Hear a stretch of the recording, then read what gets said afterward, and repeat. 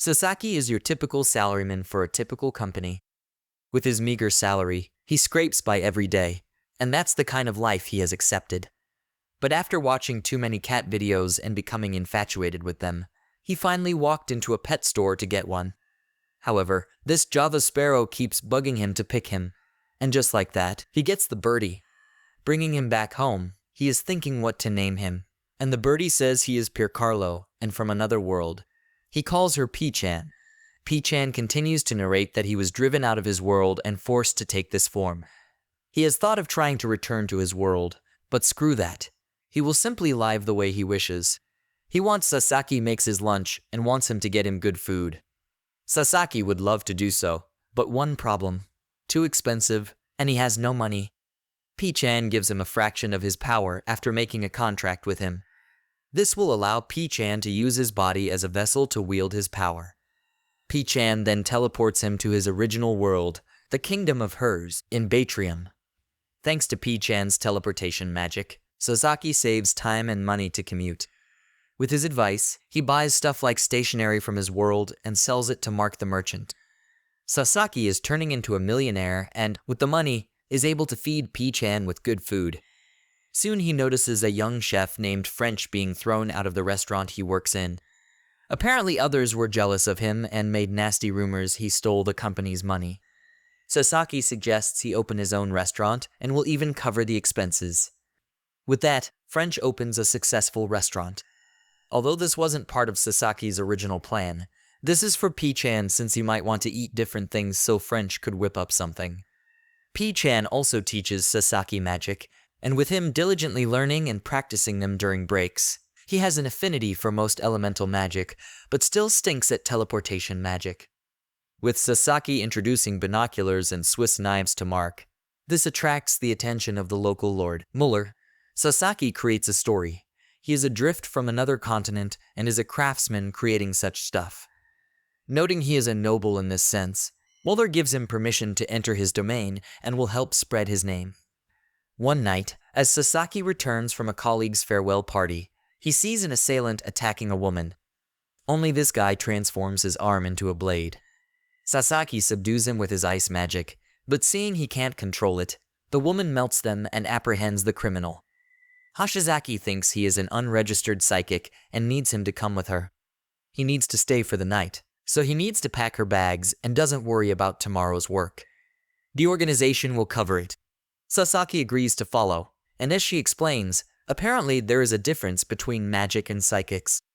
It seems people in this world can awaken to only one sort of power, and as such, they are to be registered. Thus, it is Hashizaki's job to keep them in check. Of course, nobody knows about it since this is a national secret. Sasaki is taken to the Paranormal Phenomena Countermeasure Bureau's office. Sasaki doesn't want to say too much, so he just mentions his power is firing icicles. Hashizaki is happy since her power is to bend water or temperature so they can work well together. Sasaki dreads working with a workaholic. The next day, Hashizaki eagerly wants him to come with her for a job.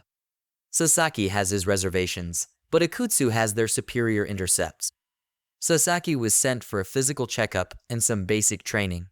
He returns home, and his neighbor girl, Autonari, asks about that woman.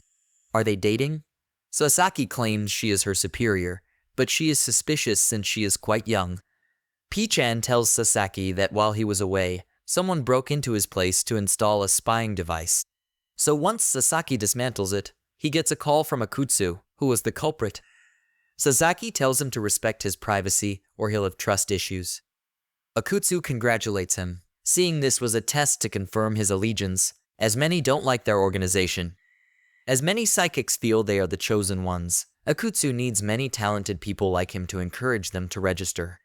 Sasaki will continue to work under him, although P-chan warns to be cautious. He sounds pretty shady. Indeed, Akutsu has plans on using him. Sasaki is making improvements in other magic elements, but it is the chanting that is killing him. P-chan suggests using a grimoire. It doesn't have to be a book. Any form of record will do. After introducing Mark walkie-talkies, Mark warns him about the building tensions in neighboring countries. Sasaki returns to his bureau's job. This time they have to arrest a group of psychics who have resisted to register. One of them got violent, and Sasaki recognizes one of them, the man who attacked Hoshizaki. Too late for Sasaki to think this is a really dangerous job because he is wearing full gear like SWAT. As the operative team busted into this abandoned bowling alley hideout, nobody was around. But soon all the bowling balls and pins start flying about and taking out all the operative members. Some of them start running away from what looks like some poltergeist event. Hoshizaki has Sasaki back while she smokes out the culprit. When the going gets tough, she tells him to run, but Sasaki won't. He thinks abandoning a companion is a serious crime.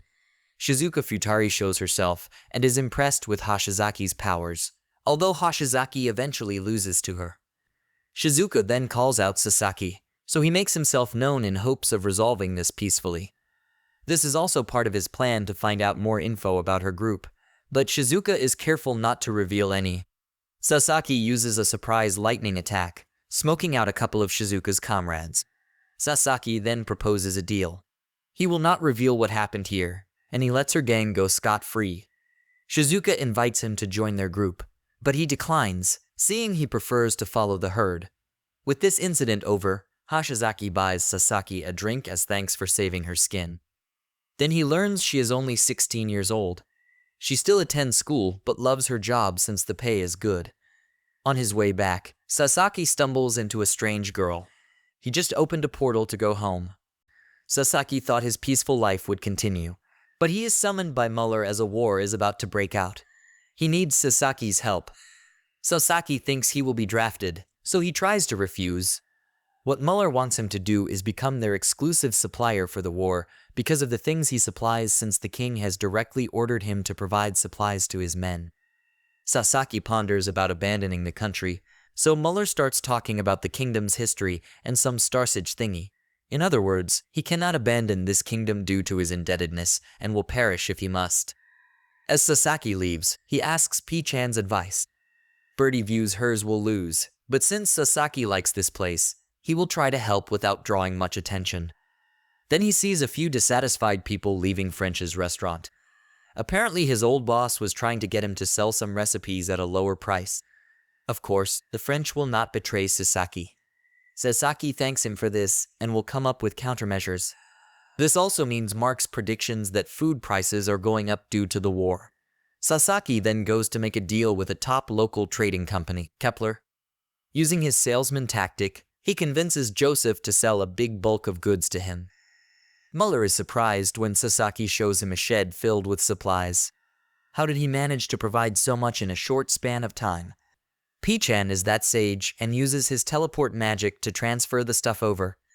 About a month later, Sasaki gets news from Mark that Mueller died in battle. Sasaki is summoned by Akutsu to be promoted. After that incident the other day, it looks like they are short of staff. Or would he rather work alone? Sasaki would rather continue working with Hoshizaki. Back home, Sasaki notices P-chan has been down ever since Mueller's death. They drank together, so he never expected Mueller to die so soon. Resurrection of the dead seems impossible, so Sasaki promises to support P-chan in any way he can. With Mueller's death, many have left the kingdom, and thus the French's place has fewer patrons. Mark and Sasaki are summoned by Mueller's butler, who introduces them to Elsa, Mueller's youngest daughter. With Mueller gone, there is a succession dispute between the brothers, Maximilian and Kai. Until this blows over, he hopes Mark could take Elsa in. As for Sasaki, he wants him to provide tools for communication and long-distance observation. We see the butler making some shady communications. All plans are set in motion so that he can retire comfortably. Soon, the butler summons Elsa to relay the bad news. It seems both her brothers have died killing each other. This means she will be the head of the family. But rest assured, that will only be in his name, and he will handle everything else. With the enemy closing in, many people are evacuating the town for safer places. P-chan wants to end this, as Sasaki agrees. Instead of teleporting, P-chan has him fly over to the enemy camp. He will then use a single powerful blast to obliterate them all. It will be swift and painless. Just like that, the threat is over, and Sasaki doesn't have to feel bad about it since it was P-chan who did it. But suddenly an enemy mage fights back as P-chan counters all her magic. Sasaki escapes, but he stumbles into Mueller. with him as the kingdom's prince, Adonis. Sasaki heals injured Adonis as Mueller explains how they were fighting a battle but got separated from their allies. They fight off more enemies as well as orcs invading a nearby settlement. When an elite orc provides too much, P-chan returns to easily send it flying like Team Rocket with his golem. Because of P-chan's magic and speaking demeanor, Mueller wonders if he is the Starsage. P-chan admits to it as Mueller feels guilty for not doing enough to prevent his fate. P-chan doesn't care about the past and now wants to live a peaceful life as Sasaki's pet. He hopes they can keep this a secret. Mueller returns to his house much to everyone and Elsa's surprise. More surprise because her brothers are still alive. All this was part of Mueller's grand plan to smoke out the traitor since he started noticing some around him were acting strange. Elsa was the only one left in the dark. Count Dietrich wanted to force a marriage with his son and Elsa, effectively seizing control of his lands. The butler is arrested as Elsa thanks Sasaki for saving her dad. Adenari is worried Sasaki has been gone for a few days. Then she stumbles upon a dead woman in the alley. After giving the cops her statement, she hears a few officers talking about this being a job for Sasaki and Hoshizaki. Sasaki is back home, but gets a surprise when he is summoned for work. After that Mueller incident, Mueller has been given a palace post and Sasaki himself to serve directly under the royal family and in charge of Adonis' personal assets. Sasaki believes there is some time discrepancy because the time he was away in the other world now doesn't match up with his. Hoshizaki then calls him for a job to observe a high school kid because psychic phenomena have been observed happening around him lately. So as they observe him, it looks like he is a bully victim and being extorted of his money. As the observation continues, Sasaki then sees him meeting up with a girl. Then those bullies come to hit on her, but she tells them off. The boy tries to be tough and protect her, but summons a large fireball that brings down a plane. Sasaki puts up a barrier to protect them from the falling debris. Then he realizes that girl is Hoshizaki in disguise. With Sasaki's powers, Hoshizaki is suspicious thinking he is a magical girl. There are 7 in the world, and one of them is a Japanese who goes around killing psychics. He isn't because that magical girl, Magical Pink, is here. It's that girl Sasaki saw rummaging for food at the alley. She asks if he is a psychic, and if so, will kill him. He gives an excuse. He is a police officer. It gets complicated when Shizuka is here, and she knocks out Hoshizaki. Seeing no way out, Sasaki suggests to Shizuka to work together. He becomes the decoy to distract Pink and claims he is a magical man. Even so, Shizuka can't get close. Pink wonders if he has a fairy, because she killed hers and turned it into her pelt since she didn't want to become one. As for why she hates psychics, they killed her family and friends. Pink calls it a day and withdraws. Shizuka wants to join the bureau since she is interested in him. She also knows he is hiding his abilities from the bureau, so please help arrange this if he wants to keep her mouth shut. Akutsu calls to find out what happened. Sasaki takes this chance to ask him about the recruitment of new staff. The next day, when Sasaki and Hoshizaki go to see Akutsu, Hoshizaki starts asking him about putting surveillance in the homes of agents.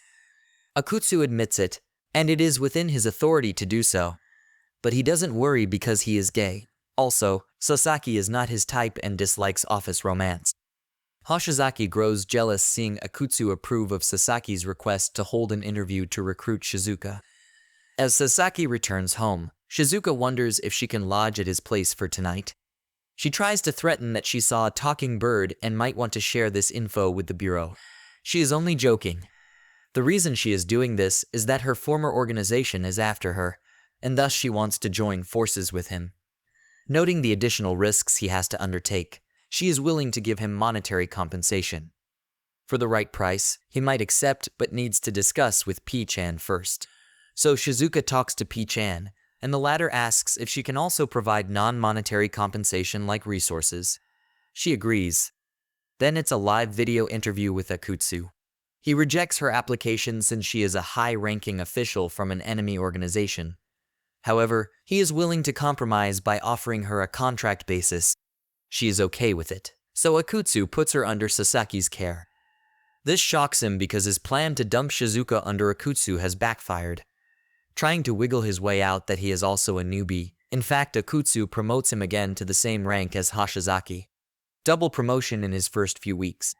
He takes her out drinking and is later joined by Hashizaki, who is left red-faced when Shizuka teases her for being jealous of her close relationship with Sasaki. The king makes an announcement. In order to ensure the kingdom's prosperity, he declares that whoever makes the most contribution to it will become the next heir of hers. Sasaki is then summoned by Mueller about this. The king's announcement has ruffled a lot of feathers, especially those of the royalty and noble lineage. Hence, there have already been casualties in the conflict, especially between factions of the princes.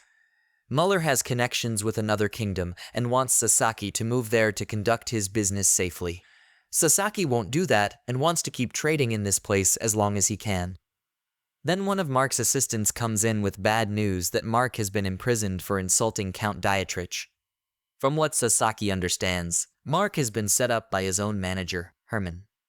Because of Mark's success, he began to feel jealous and collaborated with Dietrich to bring him down.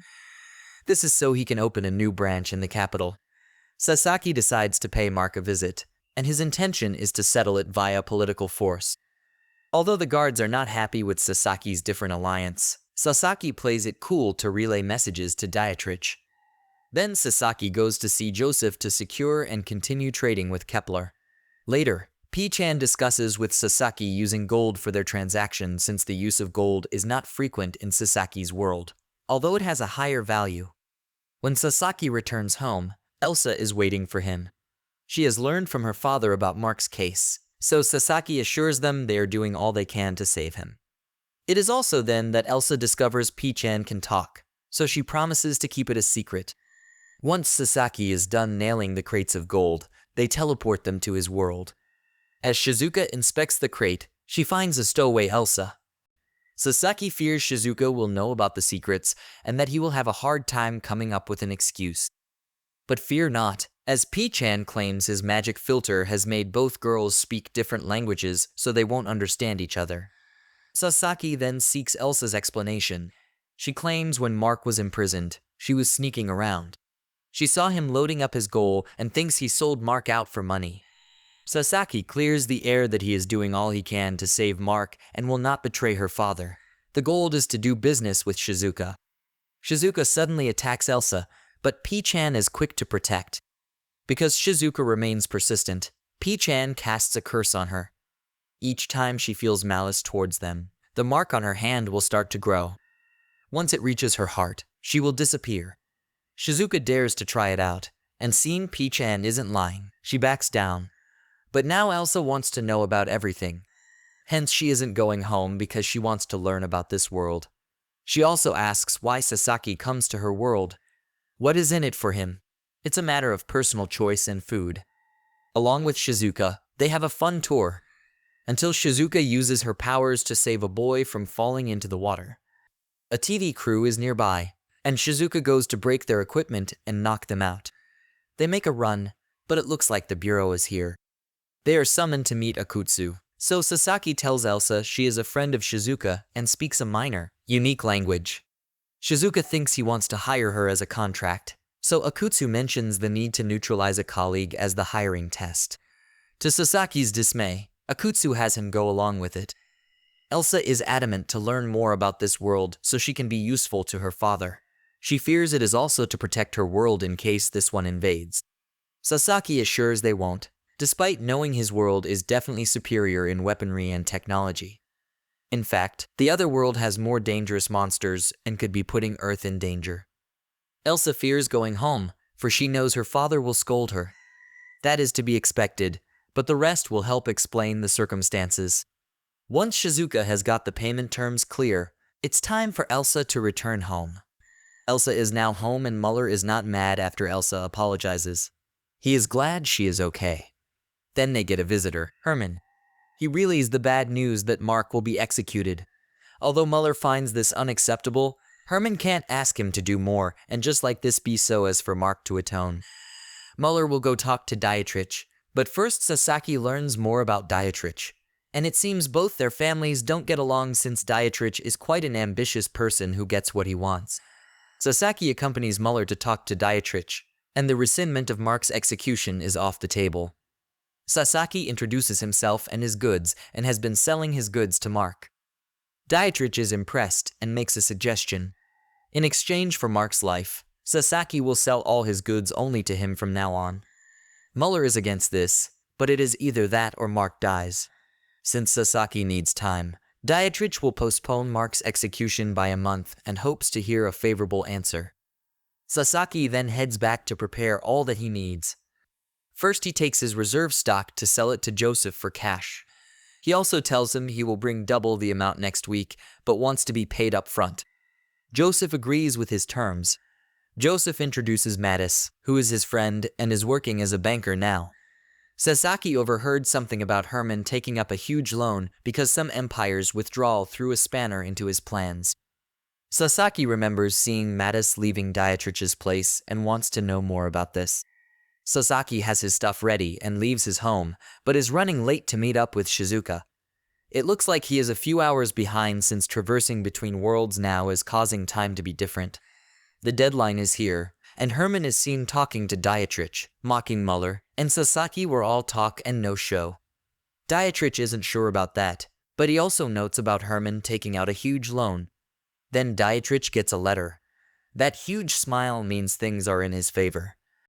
The meeting takes place at French's place. Mueller is running late, but only because he has brought Adonis along.